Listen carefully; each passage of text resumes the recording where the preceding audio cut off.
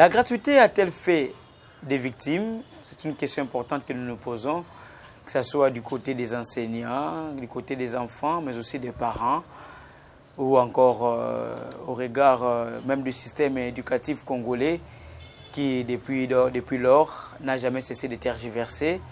C'est une question importante que nous allons évoquer ce soir dans le cadre de votre magazine d'actualité et savoir en parler avec les professionnels de la Craie Blanche. Il s'agit là de Jaurès Matoudidi, un habitué d'ailleurs de savoir en parler. Bienvenue. Merci, messieurs les journalistes. Voilà, nous osons croire que ça évolue déjà bien de votre part. Oui, ça évolue malgré les difficultés rencontrées sur le terrain avec cette fameuse gratuité. Nous sommes là et ça évolue par la grâce de Dieu. Très bien. Nous avons aussi Ferdinand Pika. Ce n'est pas la première fois qu'il intervient dans Savoir en parler. Lui, il est dans le secteur privé. Bienvenue. Merci beaucoup, monsieur le journaliste. Merci pour l'invitation. Je salue tous les téléspectateurs de Savoir en parler, qui nous ont vraiment beaucoup manqué. Je pense que nous leur ferons l'honneur de continuer à pouvoir suivre Savoir en parler. Merci encore une fois de plus. Voilà, c'est bien dit. Je vais commencer avec vous qui êtes dans le secteur public. Des mots, des mouvements, des analyses ne cessent d'être faites autour de la gratuité, de l'enseignement. À l'entame, j'ai bien dit, est-ce qu'on peut se dire que cette gratuité a fait des victimes? Merci, monsieur les journalistes, pour la question. D'entrée de jeu, je dirais que la gratuité, oui, nous l'avons tous souhaité. Et voici, nous sommes en plein exercice de cette gratuité. Malgré le problème qui ne cesse de couler beaucoup d'encre et de salive dans ces domaines, nous sommes là, nous continuons à évoluer. Nous avons constaté beaucoup de problèmes qui sont déjà en attente. Et le gouvernement qui va bientôt investir d'ici déjà ce samedi, aura rencontré sur sa table toutes les questions liées à cette fameuse gratuité que nous avons tous attendue. Alors la question que j'ai posée, est-ce qu'on peut se dire qu'elle a déjà fait des victimes à tous les niveaux, que ce soit du côté des enseignants qui attendent impatiemment l'amélioration de leur salaire, la majoration, que ce soit du côté des enfants, mais pourquoi pas aussi des parents qui, malgré la gratuité, continuent peut-être à débourser encore de l'argent pour assurer l'encadrement de leurs enfants? Oui, je dirais oui et non, dans un premier temps, parce que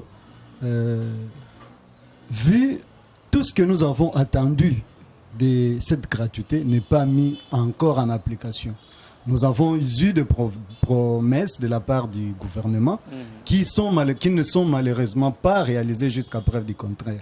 Alors, toutes nos attentes, comme je viens de le dire d'entrée de jeu, sont mises sur la table de l'actuel gouvernement Samba Lukonde, qui aura peut-être porté des solutions à ces problèmes qui sont énormes, notamment la prise en charge des NI qui, malgré ceux-là qui ne sont jamais payés. Exactement. Jusqu'à preuve du contraire, les NI continuent à en pâtir.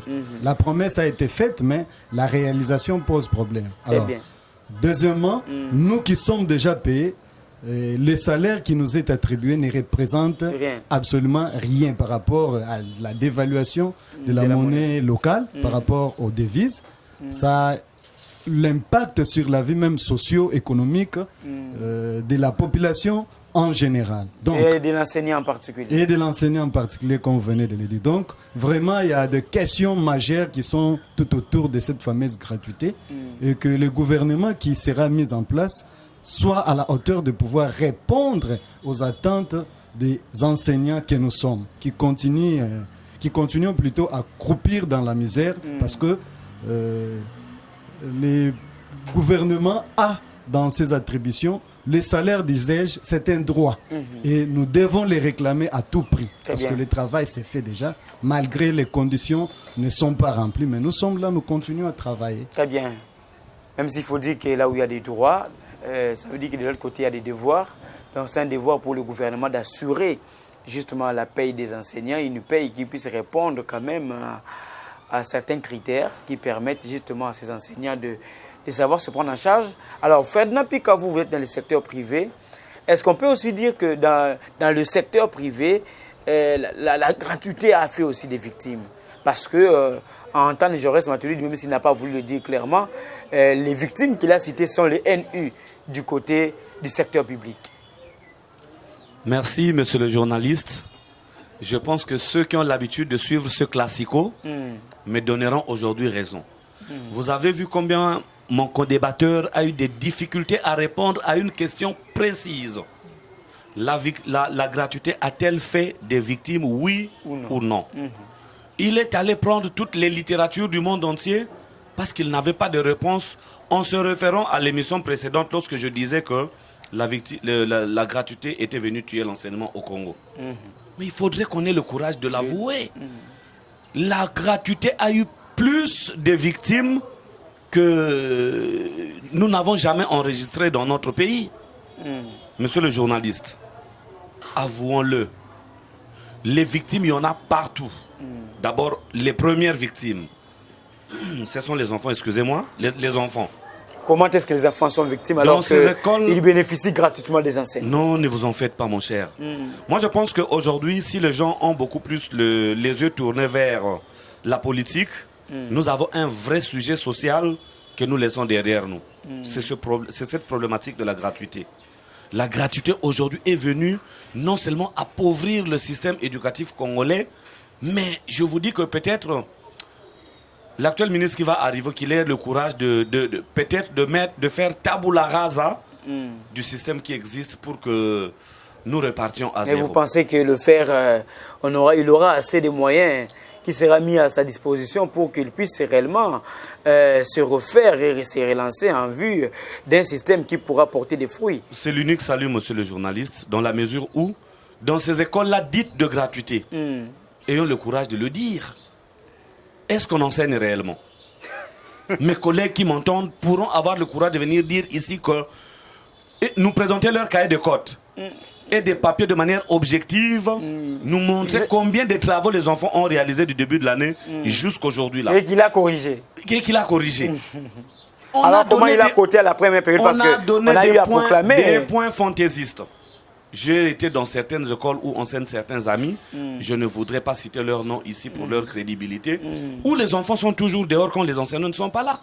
Peut-être il y a semblant, on fait semblant d'enseigner avant midi, mais dans l'après-midi, toutes ces écoles-là de la gratuité, les enseignants ne viennent pas. Ah, très bien, maintenant vous parlez de ces écoles-là, mais vous qui êtes dans le secteur privé, dites-nous, est-ce que de votre côté aussi, chez les privés, on peut se dire que cette gratuité, telle qu'annoncée et aussi appliquée aujourd'hui, a eu des impacts aussi chez vous, a fait aussi des victimes dans les secteurs privés? Oui, bien entendu, j'allais en arriver là. Les victimes, ils n'en manquent pas, elles n'en manquent pas. Parce que déjà, les écoles privées dépendent des catégories, selon les catégories. Les écoles de catégorie, par exemple C, ce sont les écoles qui aujourd'hui sont sur le point de fermer les portes. Et son impact se fait ressentir dans la mesure où une école qui avait par exemple 300 élèves aujourd'hui, vous vous retrouvez avec par exemple 50 ou 100, vous n'êtes plus en mesure de payer conséquemment les enseignants.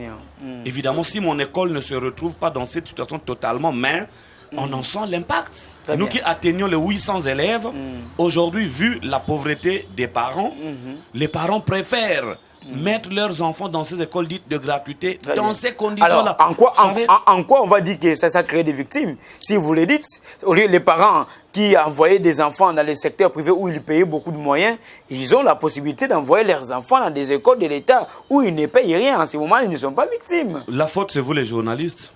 Allez tenir des émissions dans ces écoles-là, balancez-les aux parents. Et vous verrez le lendemain, tous les parents vont retirer leurs enfants de ces écoles-là.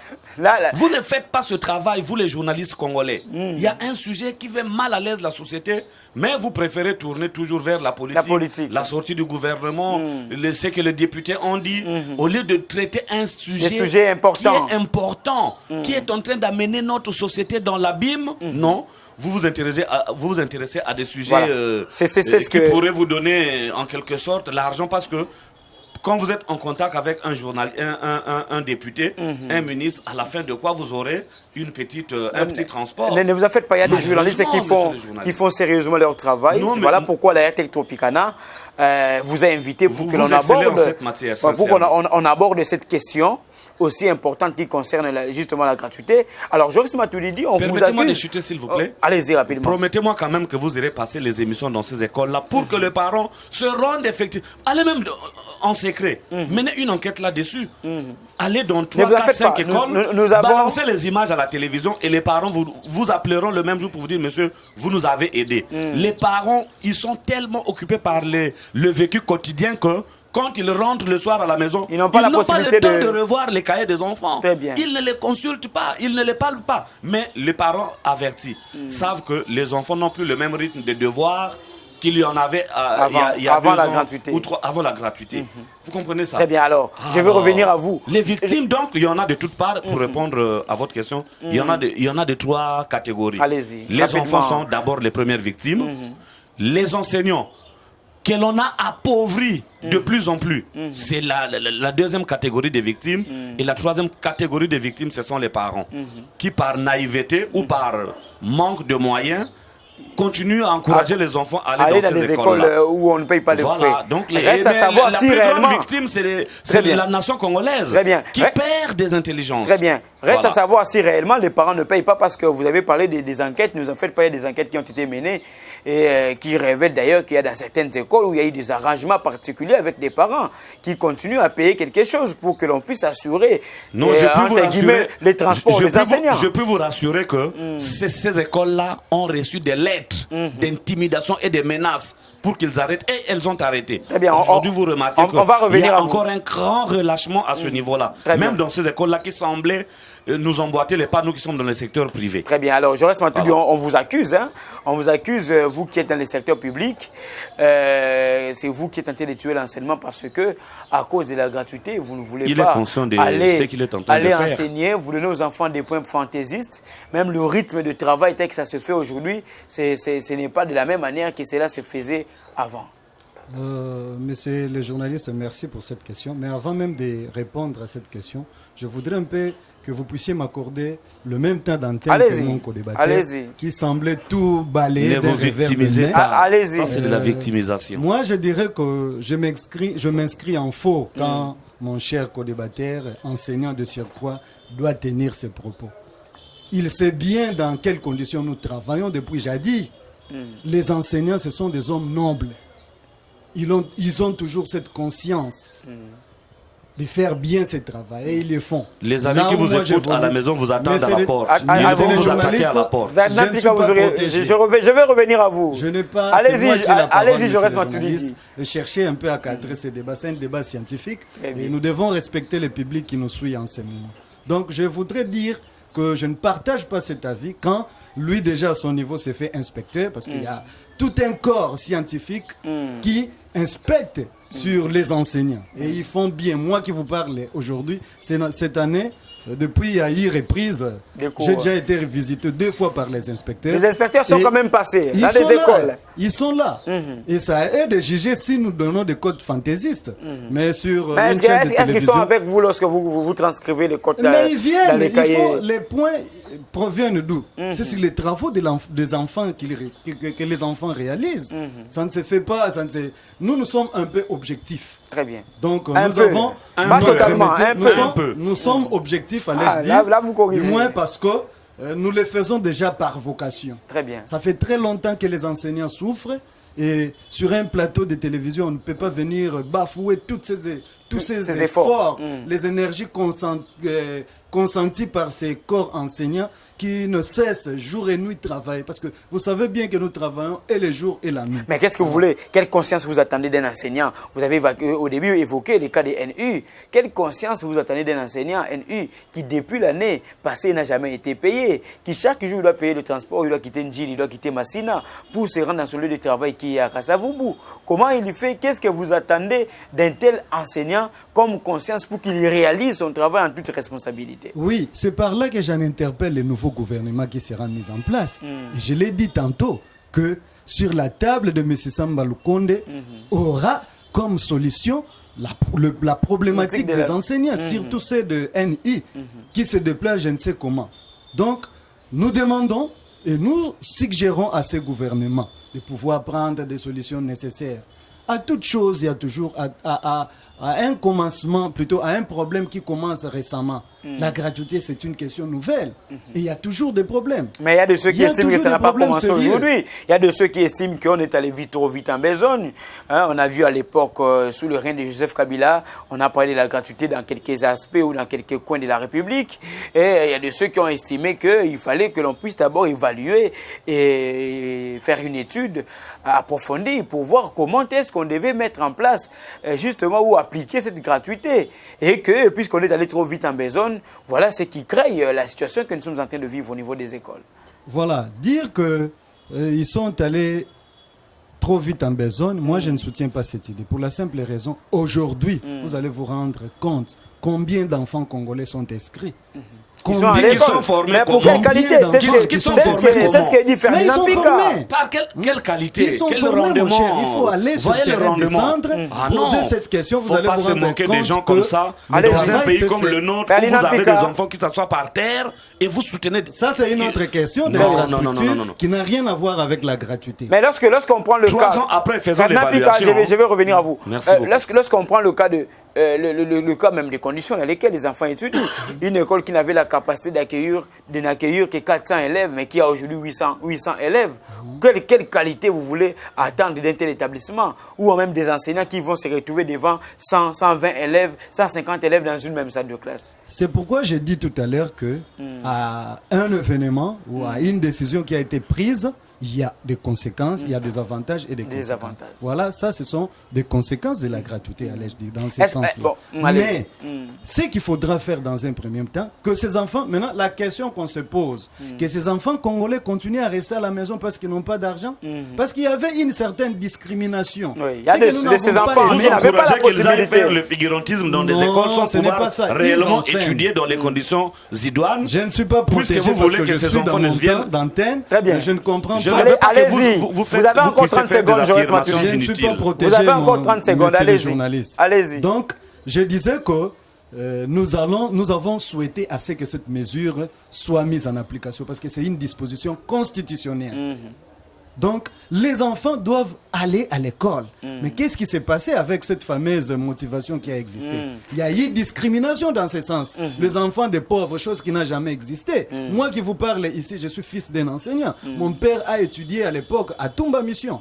C'est une école de surnom. Ici, je ne viens pas faire la publicité de cette école. Et ils avaient aujourd'hui toutes ces autorités. Il y avait même des enfants des riches et des pauvres qui étudiaient dans de mêmes conditions. Mais le contexte n'est pas avec la le même. Gratuité, tout le monde a la facilité de pouvoir envoyer son enfant à l'école. Très bien, alors. Mais ce que nous voulons chercher, monsieur le journaliste, que les conditions des enseignants soient bien améliorées. Que le gouvernement qui a dans ses attributions la paie des enseignants puisse résoudre cette question fondamentale. Très bien. C'est ce qui importe le plus. Alors, mais dire que la gratuité n'est pas bonne. Moi, je pense qu'il faut ravir la parole à cet alarmiste. Ferdinand Pika, Joël Matuidi estime déjà que la gratuité a pu apporter quelques fruits, notamment les enfants congolais étudient et les pauvres qui n'avaient pas la possibilité d'envoyer leurs enfants à l'école peuvent aujourd'hui le faire sans problème. Et apparemment, vous ne partagez pas ce point de vue.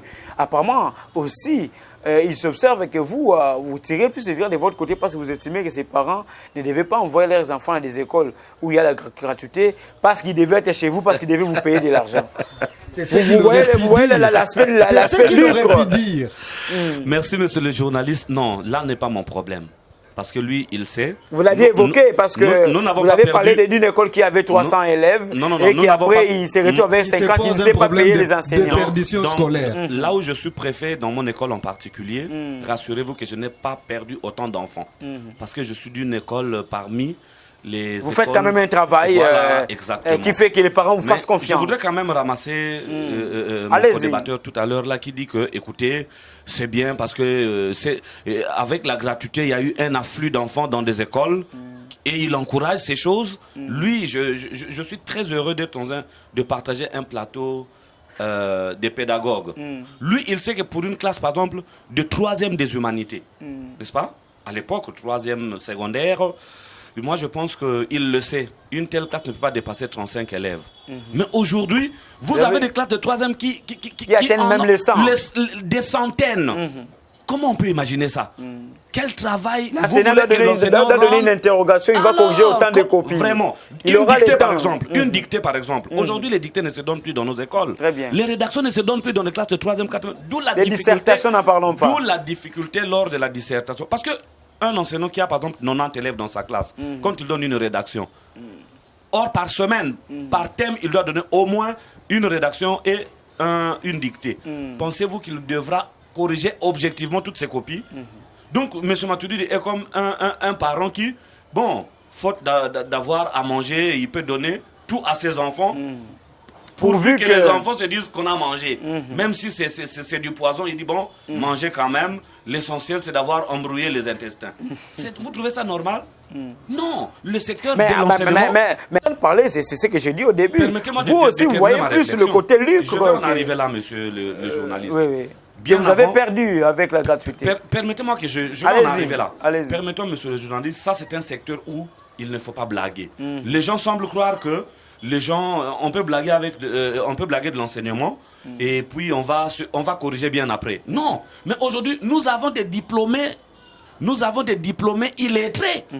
Même des licenciés diplômés. Des licenciés illettrés. Un licencié qui n'est pas capable de lire un texte, un discours, d'écrire la demande d'emploi. Alors comment il a fait pour avoir son mémoire, pour rédiger son mémoire ou son TFE? Voilà. Donc c'est à ce niveau-là. Moi je pense que il a évoqué le cas de son parent. Son parent qui n'est qu'un D6. Parce que je le connais, son papa, je ne l'ai jamais entendu parler lingala. Son papa. Il n'est pas universitaire. Il ne parle que français et un français. Mais parler français n'est pas synonyme d'être aussi... Un français scientifique, monsieur, académique. Très bien. Vous comprenez ça? Ce n'est pas un français de la rue. Puis c'est un enseignant de l'école primaire. Je le connais, le papa. Papa Félix. Ça veut dire qu'il a été bien formé. Il a été bien formé. Mais grâce à la gratuité, justement. Non. Parce que dans son école... à l'époque... Non. Les contextes ne sont pas les mêmes. Très bien. Allez-y. Les contextes ne sont pas les mêmes. Aujourd'hui, la question de la gratuité, c'est une question du populisme. On a voulu expliquez-vous un peu. C'est du Vous populisme. devez retirer ces mots, monsieur. Non. Allez-y, c'est moi qui pose des questions. Vous devez retirer. Là, je ne suis pas d'accord avec ça. Allez-y. Ce n'est pas son problème. Allez-y. Le gouvernement qui est en place, c'est son gouvernement, c'est mon gouvernement aussi. Je l'assume qu'il y a eu du populisme dans la mesure où les gens qui sont arrivés, le nouveau pouvoir étant arrivé, ils se sont dit comment chercher à pénétrer le cœur des Congolais qui ne les portaient pas à cœur. Donc ça dit là, vous partagez le point de vue de ceux qui estiment qu'on est allé trop vite en besoin. Mais moi, je l'avais dit dans la précédente émission. Revoyez les images, vous verrez. Moi, je l'avais dit qu'ils sont allés vite en besogne. J'avais proposé que le gouvernement fasse du recul, se dise qu'on s'était trompé. Dans les écoles où l'on payait, par exemple, $300, puisque moi, l'État, j'ai mis 100. Rabaisser à 200 par exemple, ou à 150. De cette manière-là, on irait progressivement. Plus l'État ajoute un palier, moins on soustrait ce que les parents payaient avant. Mais de cette manière, mon cher, non, faisons quand même ce qu'on appelle de l'évaluation. Évaluons. La gratuité a déjà donné quel fruit. Donc plus de victimes que... Plus de victimes. 5 ans après, même les enfants qui étaient capables de faire seuls leur examen d'État. Ils ne seront plus à mesure, dans la mesure où... Avec la manière dont on est en train d'évoluer. Les programmes, d'abord, nous ne les terminons plus. Dans son école ou dans leurs écoles, là, dites de la gratuité. Il y a un phénomène aujourd'hui, quand vous n'arrivez pas à l'école, le préfet ne peut plus vous coller une demande d'explication parce qu'il sait déjà que vous avez des difficultés déjà de transport. Quand vous dites je n'avais pas de transport... Le préfet vous comprend. Oui, immédiatement c'est compris. La raison actuellement, c'est laquelle? Quand vous ne vous présentez ça veut dire que là, vous affirmez qu'au niveau des écoles publiques, les enseignements ne se donnent pas comme il se doit parce que les enseignants sont de plus en plus absents. Il est conscient et il le sait. Peut-être sur ce plateau. Il va répondre à cette question. Lui, il semble caresser le gouvernement dans le sens de poil. Au lieu d'aborder froidement la question qui est dans notre secteur, non. Lui, il semble venir pleurnicher ici au gouvernement. Le gouvernement n'est pas en mesure de nous payer conséquemment aujourd'hui. Qu'on le dise.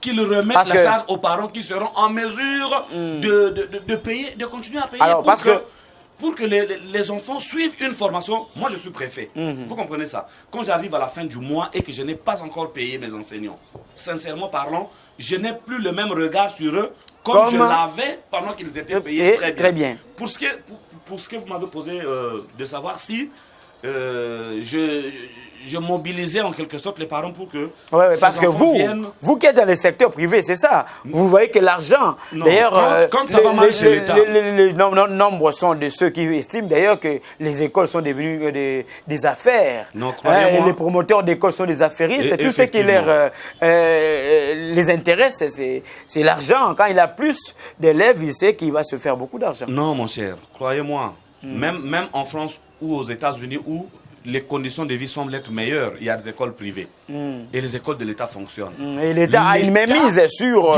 la manière dont les choses doivent se faire. Quand ça va mal chez l'État, croyez-moi, les conséquences, vous allez les sentir partout. Très bien. Vous comprenez ça? Donc, nous ne sommes pas là en train de vouloir dire que tous les enfants viennent dans nos écoles. Nous voyons aussi nos capacités d'accueil. Très bien. Nous voulons que ça marche de partout. Très bien. Si les conditions de vie des Congolais sont les meilleures aujourd'hui, moi je pense que il appartiendrait aux parents de faire son choix sur où envoyer son enfant. Très bien.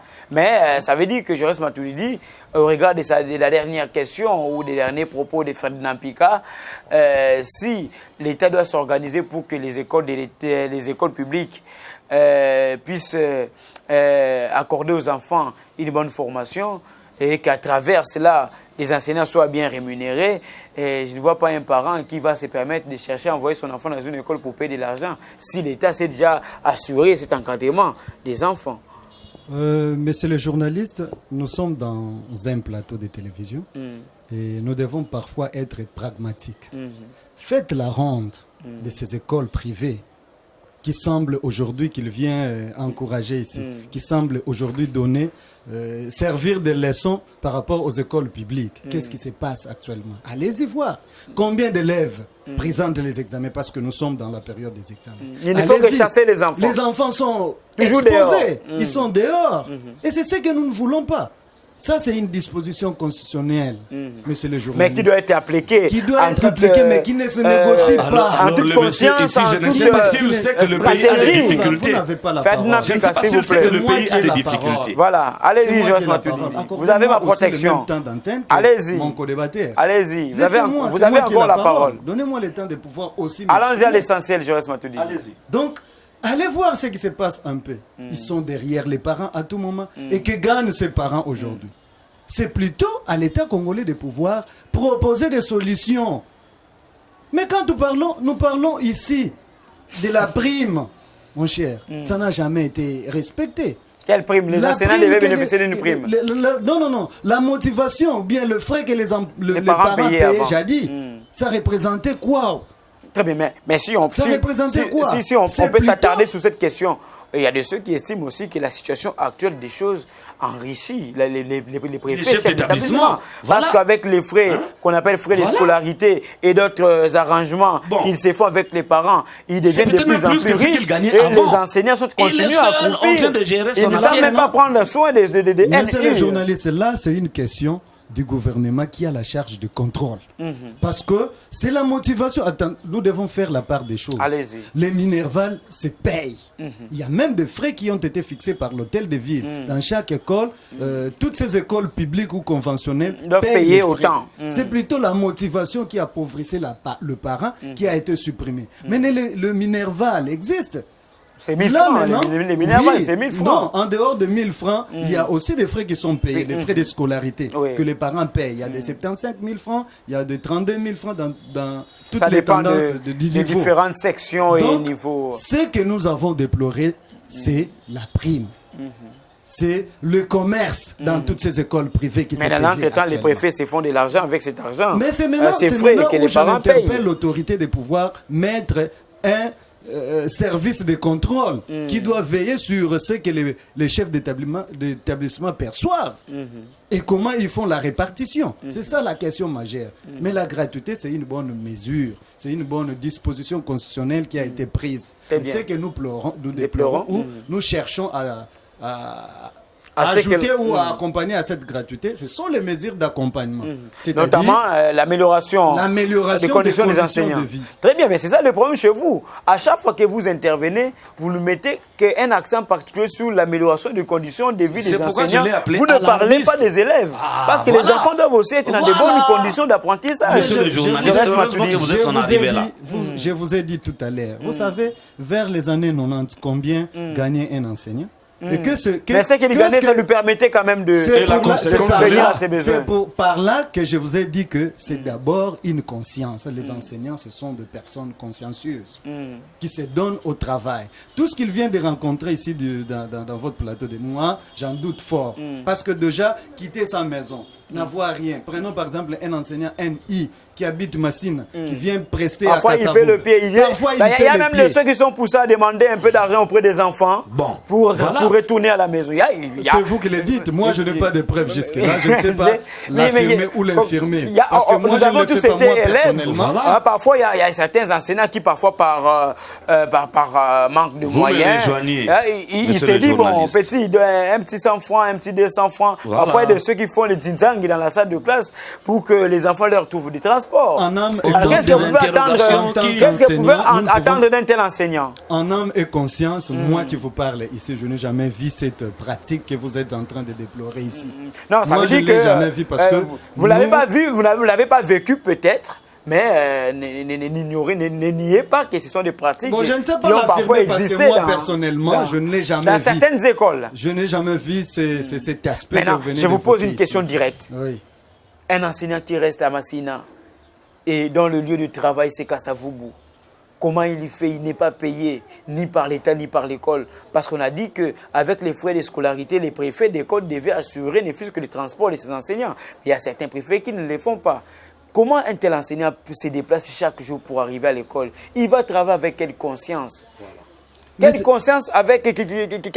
quelle conscience il va travailler pour qu'il donne le meilleur de lui-même si déjà chez lui à la maison, il n'a même pas laissé de quoi ses enfants doivent se nourrir, ni encore moins sa femme. Monsieur le journaliste, c'est là où je suis en train d'interpeller les nouveaux gouvernements entrants. Ce sont des questions qui ne peuvent pas être résolues. Se reposent sur les efforts qui doivent être déployés par... qui doit assurer le travail, la rémunération et même le contrôle de tous ces enseignants. C'est l'État. Ce n'est pas aux individus ou aux parents de pouvoir suppléer au salaire des enseignants. Ce n'est pas constitutionnel. Alors, puisque vous parlez du travail, ce que l'enseignant fait, c'est un travail. L'article 36 de la Constitution. Parce que dans la plupart des cas, nos politiciens s'accrochent à des articles qui les intéressent plus. Quand on prend l'article 53 de la Constitution qui met un accent particulier sur l'environnement, on n'en parle pas. Si on prend cet article 36, je vais le lire. Je commence à partir du premier alinéa. Le travail est un droit et un devoir sacré pour chaque Congolais. L'État garantit le droit au travail, la protection contre le chômage, une rémunération équitable et satisfaisante, assurant aux travailleurs ainsi qu'à sa famille une existence conforme à la dignité humaine, complétée par tous les autres moyens de protection sociale, notamment la pension de retraite et la rente viagère. C'est la Constitution qui le dit. Vous m'avez rejoint. Alors, qu'est-ce qu'on doit attendre d'un enseignant qui ne sait pas pendant 2 ans l'enseignement, c'est un travail. En possession de son salaire. Sa vie. On doit garantir la vie de l'enseignant. Vous aurez la parole tout à l'heure là. Vous avez encore une minute. Nous ne nous comprenons pas peut-être. Allez-y. Moi, j'ai dit que c'est tout ce que vous attendez d'un tel enseignant qui ne sait pas entrer dans ses droits? C'est pourquoi je suis dans la Constitution. C'est pourquoi sur votre plateau, je ne cesse d'interpeller le gouvernement qui a dans ces attributions. Tout ce que vous venez d'évoquer là dans cet article. Donc ici, moi, je ne viens pas protéger le gouvernement. Je suis en train de l'interpeller pour qu'il réponde de ses actes en ce qui concerne la paye des enseignants. C'est là la question. Les bonnes conditions. Mais nulle part dans cet article, on a évoqué la prise en charge des enseignants par les parents. C'est anticonstitutionnel. C'est ce que nous déplorons. Très bien. L'État doit donc s'assumer. Alors, Ferdinand Pika, Joris Mathieu l'a dit aussi. Les problèmes, s'il vous plaît, attendez que je vous pose la question. Attendez que je vous pose la question.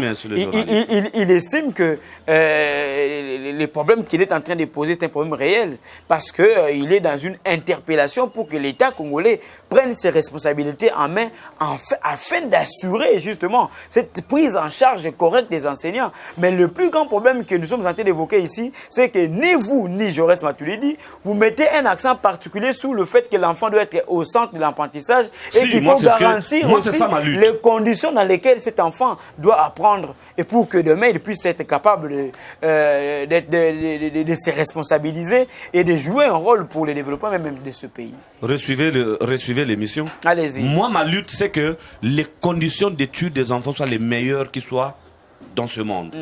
Mais quand nous parlons des conditions des études des enfants, nous devons en amont voir les conditions de celui qui le forme. Très bien. Monsieur le journaliste. Lui, il parle parce qu'il a un salaire. Mais ses collègues NU, qui n'ont pas de salaire, qui habiteraient Massina, que font-ils s'ils arrivent chaque jour à l'école? Parce qu'un enseignant avec les embouteillages un enseignant à temps plein doit avoir au moins, dans nos écoles où nous connaissons dans les conditions dans lesquelles nous travaillons, doit avoir au moins 25 heures. C'est-à-dire, il n'a qu'une seule journée pédagogique. C'est-à-dire, il doit arriver à l'école 5 jours sur 6. Il n'a pas de salaire. Pensez-vous que quelqu'un qui vivait à Massina devait venir enseigner à Kasavubu chaque jour du lundi au vendredi? Vous êtes sûr? Vous m'avez ça devient une difficulté. C'est là où déjà on est parti précipitamment à décréter la gratuité au lieu de la planifier. Donc vous voulez que les parents continuent à souffrir. Très bien. Vous voulez que les parents continuent à souffrir. De leurs enfants. Vous dites que la gratuité c'est une disposition constitutionnelle. Et l'article 36 n'est pas une disposition constitutionnelle. Mais oui, tout à fait. Est-ce que les salaires que vous... Non, c'est plutôt nous devons intervenir. Ne changez pas entre vous. Nous devons s'il vous plaît, le chef du gouvernement. S'il vous plaît, moi j'ai souhaité encourager la pratique de. Je vais revenir à vous, Jaurès Matuidi. Maintenant, c'est Ferdinand Pika. Vous avez la parole, mais adressez-vous à moi parce que c'est moi qui vous pose des questions, Ferdinand Pika. Je voudrais rebondir sur ça. Il a dit que la gratuité était une disposition constitutionnelle et qu'on devait la mettre en pratique, n'est-ce pas, non?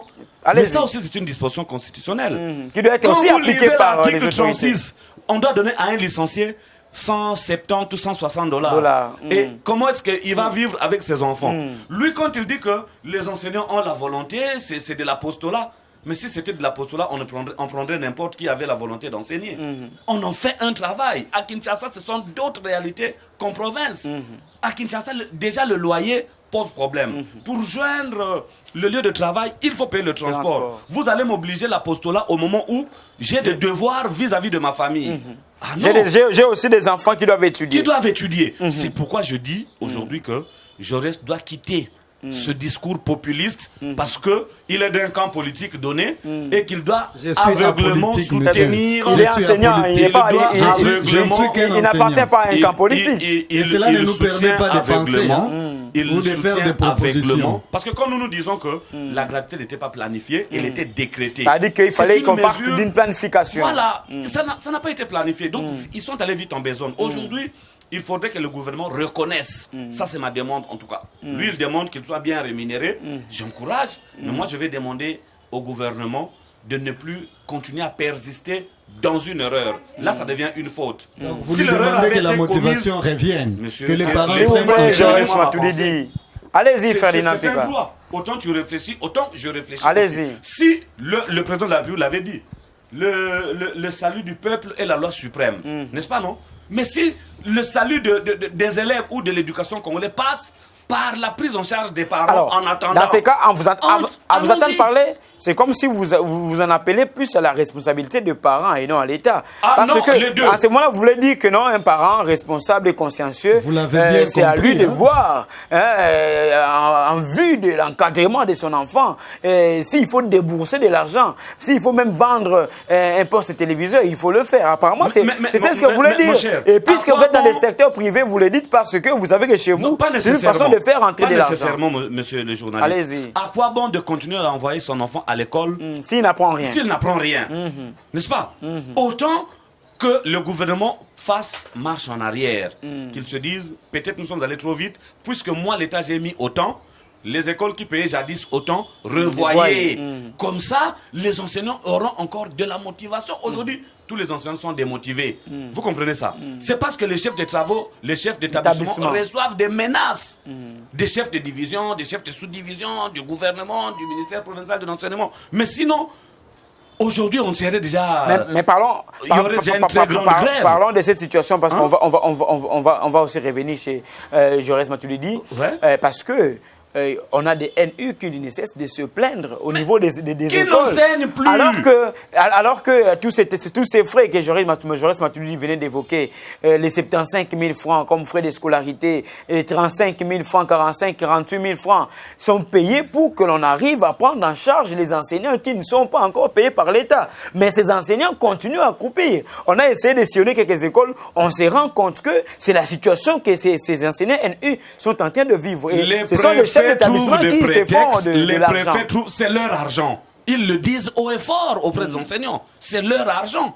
Les préfets trouvent des prétextes pour ne pas donner ne serait-ce que le transport à ces NU. Hier, j'ai suivi sur, excusez-moi, je ne fais pas la promotion d'une chaîne ici, sur Top Congo, un auditeur a appelé de Matadi, sous prétexte que le sous-prophète de leur école aurait écrit une lettre demandant au chef d'établissement de ne donner que 10 à 20% aux enseignants et le reste c'était pour sa gestion. Et j'ai suivi le journaliste qui avait reçu la question, appelé le chef de sous-division qui avait dit qu'il n'avait jamais écrit une telle lettre. Ouais. Donc ça dépend de la cacophonie. Aujourd'hui, on appauvrit les enseignants qui recevaient leur transport des parents pour enrichir les chefs d'établissement. Quel contraste. Le chef d'établissement reste le seul maître à bord. Mais ils ont ça se voit. tous les moyens à leur disposition. Ça se voit. Et on se demande aussi si les frais de fonctionnement, l'État sait mettre à leur disposition aussi les frais de fonctionnement pour qu'ils puissent... Rapidement, parce que vous avez 30 secondes. J'aurais souhaité, moi, personnellement, j'aurais souhaité que mon co-débatteur soit dans la situation des NU s'il aurait tenu le même langage. Il peut sacrifier son salaire à un NU qu'il se dit, bon, moi je vais sacrifier. Moi, je ne reçois pas mon salaire. Moi je ne reçois pas mon salaire. Donnez ça à un de mes collègues NU. Comme ça, moi qui suis motivé, parler de la motivation et de la volonté, comme ça il va travailler dans ces conditions et il verra ce qui va arriver. Alors, je reste Matuidi d'ici, on prend la situation liée à la Covid, par exemple, parce que nous sommes toujours dans cette crise sanitaire. La Covid-19 n'a jamais quitté la République démocratique du Congo. Des mesures ont été annoncées au début, lorsqu'on devait décréter la reprise des cours ou la rentrée des classes. C'était le 12 octobre dernier. On se rend compte qu'aujourd'hui, aucune mesure n'a été respectée. La question liée au lavage de mains, même tous ces dispositifs, dans la plupart des écoles, même les écoles publiques, ça n'existe même plus. Les recours au gel hydroalcoolique, on n'en parlait plus. Le cache-nez, ça n'existe plus. Est-ce qu'on peut se dire à ce niveau-là aussi que le gouvernement a failli? Oui, d'emblée, je dirais que ça, c'est vraiment une faillite totale parce que toutes ces mesures qui ont été prises ne sont plus respectées actuellement. C'est pourquoi j'en interpelle l'autorité qui a dans ses attributions la protection de personnes et de leurs biens, de pouvoir prendre les dispositions parce que la maladie est là. Et nous ne cessons d'enregistrer d'ailleurs les cas dans notre pays. Donc les mesures ne sont pas respectées. Mais je voudrais un peu aller plus loin parce qu'il y a une question qui m'a été posée par le monsieur pour me demander si... Vous répondez à mes questions. Vous répondez à mes questions. Oui, je voudrais un peu répondre dans ce sens-là. Répondissez. Moi qui vous parle ici, j'en ai souffert. Je ne sais pas de... Vous avez parlé de 6 ans. Là, il y avait la prime. Quand lui était dans cette situation, il y avait la prime. Très bien. Allez-y. Le contexte n'est pas le même. Oui, c'est juste une façon de vous orienter parce que à l'époque où vous étiez en train de souffrir, vous bénéficiez d'une prime. Jusque-là, l'État me doit, j'en ai presté pour 5 ans. Sans être payé. Mais vous aviez quand même une prime. Vous aviez une prime. Allez, vous permettez de payer les transports. Merci Ferdinand Pika. Donc, en ce qui concerne les mesures, nous interpellons encore. Parce qu'ici, nous ne faisons qu'interpeller. Il n'y a plus d'autre solution. C'est d'interpeller. Depuis toujours, on interpelle, mais les autorités n'arrivent toujours pas à s'assumer. Ils finiront par nous entendre parce qu'ils nous suivent. Nous devons parler. Nous sommes là pour ça. Sinon, la raison de cette émission ne pouvait pas être là. Donc, nous devons interpeller. Mwamba, l'actuel ministre, qui a aussi tous les dossiers. Oui. Parce que c'est lui qui avait aussi évoqué certaines situations avec Willy Bakonga. Voilà. Allez-y. Nous voulons le voir rebondir sur ces dossiers, sur le contrôle des chefs d'établissement qui perçoivent beaucoup d'argent, mais qui ne savent pas comment faire la répartition. Surtout nos amis NU qui ne sont pas payés jusqu'à présent. La question des écoles fictives. Pour votre information, il y a même un contrôle qui a été fait par l'IGF. Oui. Peut-être si ce contrôle va aboutir, nous verrons d'autres chefs d'établissement vont sauter parce qu'il y a à boire et à manger en cette matière. C'est pourquoi j'en interpelle l'actuel ministre Tony Mwamba qui est aussi l'un des soldats qui s'est battu pour cette gratuité, puisse quand même aujourd'hui qu'il est nommé à ces hautes fonctions, qu'il puisse prendre tout ce que nous ne cessons de déplorer sur, mais alors là ça il faudra maintenant qu'il faudra pas qu'il puisse se retrouver du côté de la noblesse à travers les discours de Marius, parce que ça, souvent, avec nos politiques, ou ne prenez pas dire nos politiciens, lorsqu'il n'est pas aux affaires, il peut faire des déclarations, ils sont prêts à dénoncer, mais lorsqu'ils sont aux affaires, ils sont pour plus caractérisés par l'oisiveté, l'inertie et surtout l'inaction, s'il faut le dire. C'est ce qui pose problème dans notre pays. Lorsqu'on n'est pas sur le banc, on fait beaucoup de bruit. Et quand on y arrive, on ne sait plus parler, toutes les bouches sont baies. Alors, je ne pense pas que ça sera le cas pour celui-là, parce que je le connais fort bien, il est fort en cette matière. Donc, quand on mesure barrières qui ne sont pas respectées, nous devons aussi... Ce n'était qu'un cas pour montrer comment parfois on prend des décisions, mais on ne sait pas faire le suivi de toutes ces décisions que l'on prend.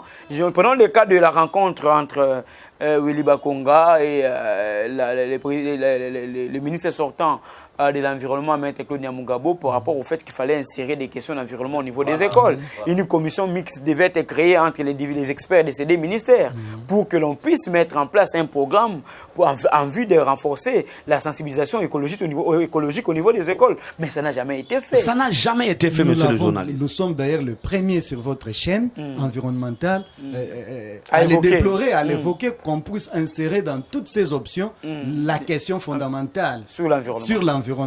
Donc nous soutenons cette initiative qui a été prise par le ministre de l'Environnement. C'est bien. Et nous souhaitons à ce que cette question soit traitée au plus vite que possible. Parce que sans un bon environnement, on ne peut pas bien Très bien. vivre. Tony Mwamba doit aussi se pencher sur cette question. Parce que nous sommes une chaîne écologique. Nous rappelons l'actuel ministre de l'Enseignement qui a sur sa table, lorsqu'ils vont faire la remise et reprise avec Willy Bakonga, qui lui pose des questions sur cette commission paritaire qui devait être créée entre les experts du ministère de l'EPST à l'époque, parce qu'aujourd'hui on rentre avec l'EPSP et les experts du ministère de l'Environnement en vue d'élaborer tout un programme en vue encore d'insérer des questions écologiques au niveau de l'enseignement. Le principe de continuité de l'État. Très bien, le principe de continuité de l'État. Là, il faut que nous puissions le respecter. Alors vous qui êtes dans le secteur privé, est-ce qu'on peut aussi dire qu'à votre niveau, vous êtes quand même organisé pour que vous puissiez protéger les enfants qui vous sont confiés vis-à-vis de cette pandémie de Covid-19? Parce que vous apprenez des nouvelles à travers le monde. Il y a plusieurs souches qui se développent par rapport à cette pandémie. Et il faudra que les enfants soient de plus en plus protégés. Si dans le secteur public, l'État a relâché, on doit quand même espérer qu'avec les privés qui bénéficient encore de l'argent que les parents payent, en vue justement de protéger les enfants vis-à-vis de cette pandémie. Oui, merci monsieur le journaliste. Je vais répondre à cette question, mais je vais quand même dire à monsieur Jaurès que dans ma langue on dit Wabela Yaoula. Ça veut dire que quand vous êtes malade, dites aux gens de quoi vous souffrez. Peut-être que vous pourrez trouver quelqu'un qui puisse vous aider. Vous comprenez ça? Jaurès sait bien que le pays est malade. Mais de temps en temps, il continue à s'alarmer. Non, que le gouvernement, j'interpelle le gouvernement. Mais le gouvernement n'a pas de miracle à faire quand on sait que nous ne produisons pas. Monsieur le journaliste. L'aspect production. Cette année, au début, on avait eu une émission avec lui où je lui avais dit que au cours de laquelle je lui avais dit que la situation des enseignants restera inchangée. Et nous en sommes Et encore aujourd'hui, là. parce que si on prend, Nous en sommes encore là. vous avez encore la parole, Oui. si on prend par exemple le salaire que touchent les enseignants aujourd'hui, d'après nos recherches, c'est le même salaire qu'ils ont touché depuis le mois d'octobre 2018. C'est le même. La situation n'a pas changé, monsieur le Non, journaliste. 2019. Depuis le mois d'octobre 2019, parce qu'il était prévu Qu'il que y la ait des majoration paliers. intervienne au mois Voilà. d'octobre. On avait seulement à ajouter le frais de transport pour que l'on puisse majorer au mois de janvier 2020, mais chose qui n'a jamais été faite jusqu'à aujourd'hui. Le pays est malade. Quand on sait que les régies financières ont eu 4 mois sans percevoir leurs primes, ça veut dire qu'il y a un problème. Quand on sait que le mobilisateur des fonds de la République ne doivent pas recevoir leurs primes pendant plus de 4 mois, le pays est malade. Si les corps diplomatiques, les ambassadeurs, peuvent rester 9 mois sans avoir reçu les frais de fonctionnement, quand nos ambassades sont menacées de déguerpissement, mais disons-le, À le l'étranger. pays est malade. C'est pas demain qu'on viendrait ajouter pour plus de 11 000 enseignants, $100, $100 encore.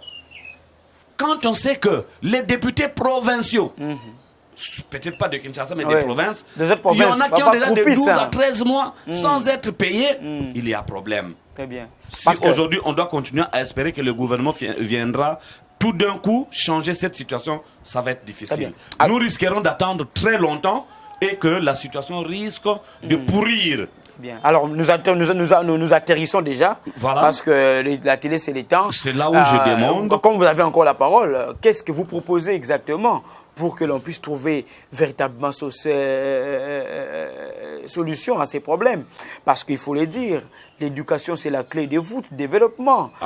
C'est les secteurs, vous l'avez dit au départ, c'est les secteurs vers lesquels on doit orienter tous les efforts pour que l'on puisse attendre à ce que demain ce pays soit encore debout, comme le disait Joseph Kabila Kabange. Merci beaucoup, monsieur le journaliste, pour cette question. Tout en chitant, je vais répondre à votre question en disant que moi, dans mon école, les mesures barrières sont encore respectées. Allons-y rapidement aux propositions. Parce Très que, rapidement. Les propositions sont telles que je me fierai à cet adage qui dit que l'éducation est le meilleur capital d'un pays, d'investissement d'un pays. Moi, je ne serais pas de concevoir les choses comme les Jaurès qui pensent que nous devons continuer à compter sur les minéraux que nous avons dans ce pays. Moi, je pense que le vrai minerai sur lequel nous devons investir, c'est l'homme, c'est le capital humain. Pourquoi aujourd'hui, j'ai suivi Yuma, qui dit que le Congo ne bénéficie rien de ces minéraux depuis plus de 25 ans. Pourquoi? Ce sont les étrangers qui en tirent profit. Parce que nous n'avons pas le capital humain capable d'exploiter et de transformer nos minéraux. Donc voilà la conséquence justement du fait de n'avoir pas investi dans l'homme. Très bien. Mobutu a fait une grosse erreur de penser à investir dans les minéraux alors qu'il fallait investir dans l'homme. Très bien. C'est la conception de Jaurès qui pense qu'on doit envoyer les enfants à l'école pour aller faire du figurantisme. Du Qui à la tourisme. fin, ils ont des diplômes mais incapables de reproduire. Reproduire, je ne dis même pas d'écrire, mais reproduire son propre nom. Vous lui brandissez un papier où il y a son nom, vous lui demandez de le reproduire. son nom. Incapable. Ouais, ça. Incapable de formuler une phrase alors que Non. l'enseignement se donne en français. Ayons le courage de dire ça va mal. Très bien. Et reculons Pour mieux sauter. pour mieux sauter. Très bien, je reste Matuidi. Voilà ma conclusion. Vous avez une minute. Merci, monsieur le journaliste. J'ai suivi avec attention tout ce que vous venez de développer avec mon colocataire. Mais moi, je ne peux pas être pessimiste. Il a évoqué le pays est malade. Là, j'en suis d'accord.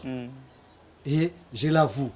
Mais à un pays malade, Qu'est-ce il qu'il faut faut des faire? solutions palliatives. Quelles sont ces cher solutions-là, ami. rapidement, Joël La Matuidi? solution, il l'a évoqué tout à l'heure, nous devons investir dans l'homme. Ouais. Nous soutenons, mais pas à ce que nous puissions escroquer les parents congolais. Nous voulons que l'État prenne en charge, parce que c'est de son droit de pouvoir payer ses parents pour qu'un enseignement adéquat se donne.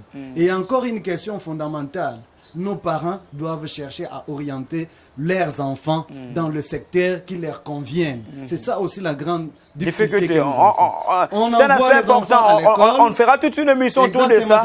Parce qu'il y a un problème d'orientation aussi avec les enfants. C'est ce qui fait les besoins sur le terrain. C'est ce qui fait qui pose Aujourd'hui, on est problème. encore dans trop de littérature, alors que les vrais problèmes sociaux, on n'arrive pas à orienter les enfants dans les secteurs où ils auront vite de l'emploi et où il y aura immédiatement un rendement palpable. Très bien. Vous devez le comprendre, c'est un homme de lettres. Il a toujours eu le temps de pouvoir s'exprimer. Allez-y, parce qu'on doit dirais que l'État prenne les choses en main et que les parents fassent un effort de pouvoir orienter les enfants dans les domaines où ils peuvent se retrouver facilement demain. Il n'y a pas que l'éducation, il n'y a pas que les options littéraires, scientifiques, il n'y a pas que les droits. Malheureusement, il y a aussi un autre secteur qui peut bien orienter ces enfants afin que demain, leur lendemain soit meilleur. Très bien. Et qu'eux se retrouvent et qu'à travers leurs actions, que l'État aussi se retrouve.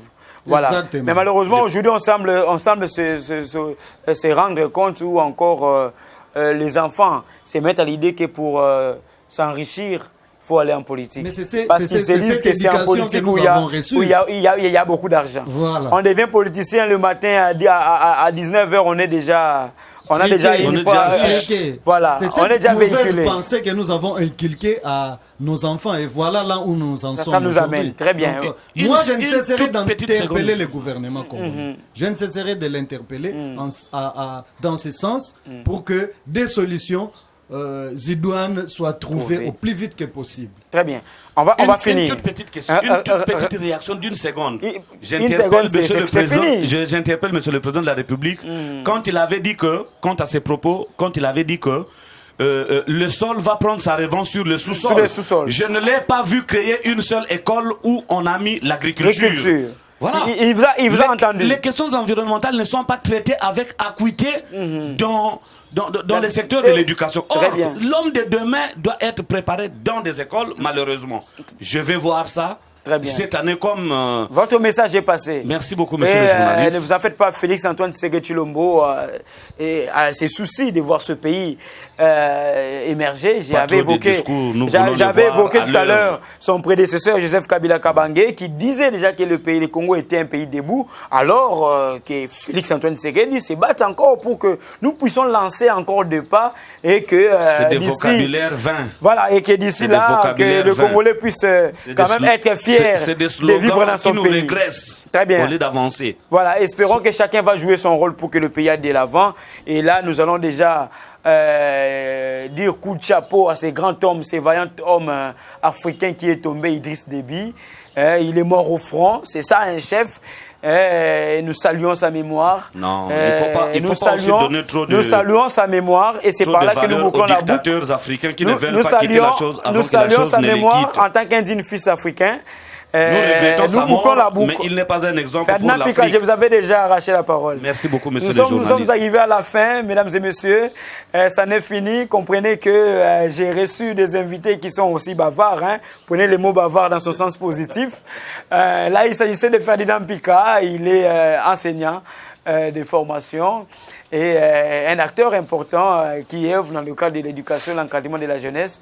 Merci d'être passé dans Savoir en parler. C'est un plaisir pour moi, le plaisir est partagé. Je pense que les téléspectateurs qui vont nous suivre comprendront que on est humain et chacun a le droit de réfléchir. Ils sont en train de vous suivre. Nous ne sommes pas complets. Nous ne faisons que émettre nos points de vue selon que nous voyons les choses marchent.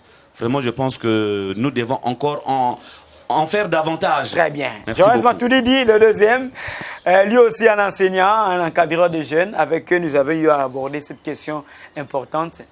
Merci d'être passé dans Savoir en parler. C'est moi qui vous remercie, mais ne restons pas pessimistes. C'est comment va changer. Espérons que les choses vont aller de l'avant. Merci à Sédi Kamissi et Kale Mwanza qui nous ont servi derrière la caméra. Merci à Spark Ngaou qui va nous permettre d'arriver chez vous.